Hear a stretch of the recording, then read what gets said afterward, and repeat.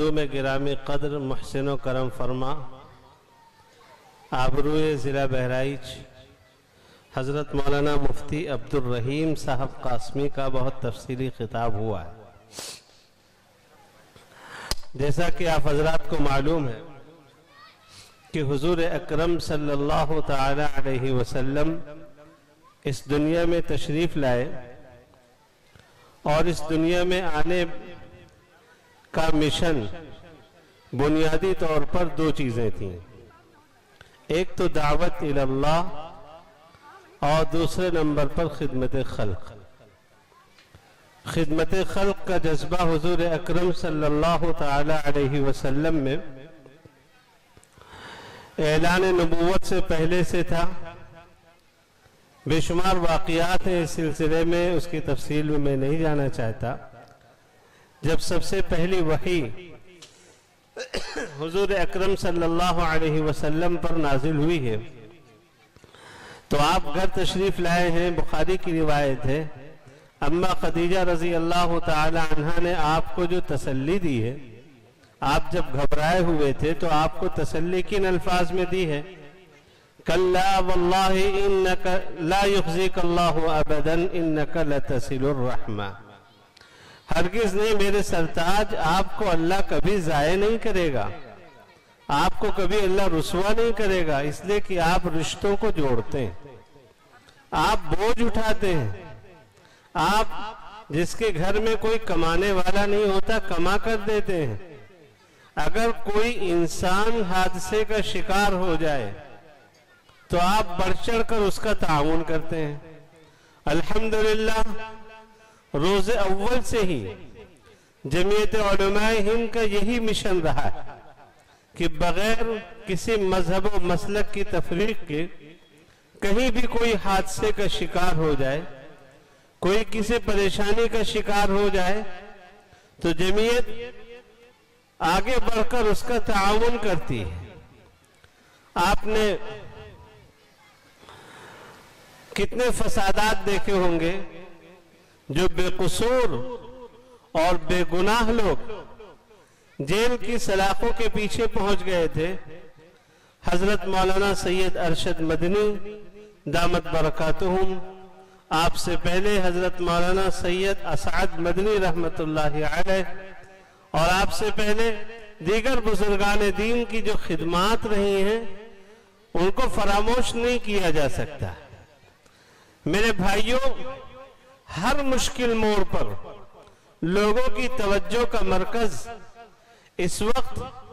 ایک ایسی تنظیم ہے جس کو ہم جمعیت علماء ہند کے نام سے یاد کرتے ہیں۔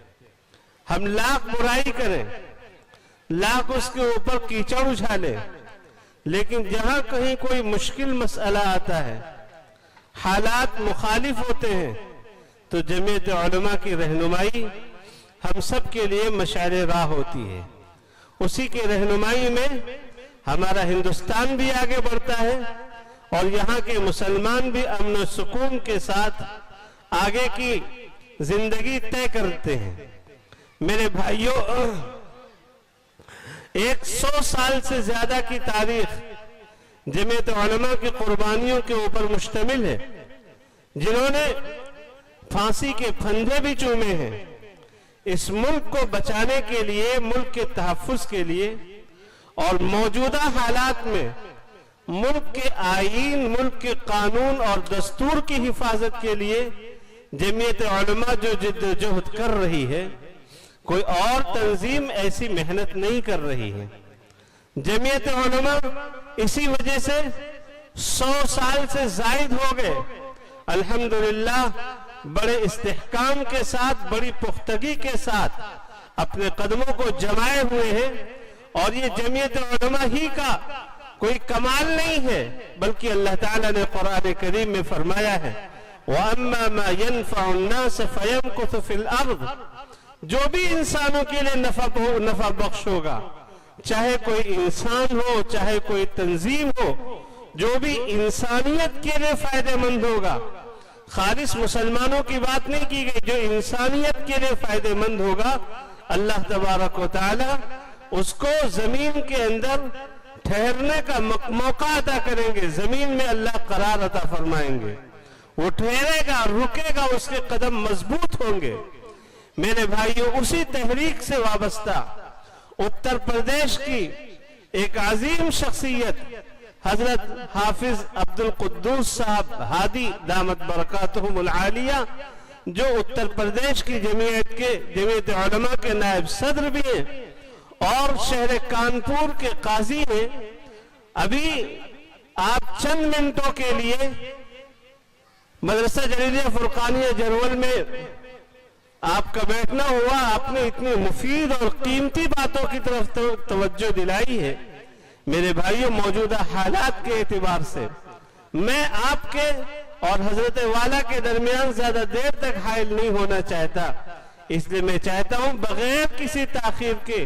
آپ کی ملاقات کراؤں جمعیت علماء اتر پردیش کے نائب صدر قاضی شہر کانپور حضرت حافظ قاری عبد القدوس صاحب ہادی دامت برکاتہم العالیہ سے میں حضرت والا سے بسط آداب و تسلیمات درخواست کرتا ہوں کہ حضرت والا ہم سب کو اپنے مفید کلمات سے نوازے۔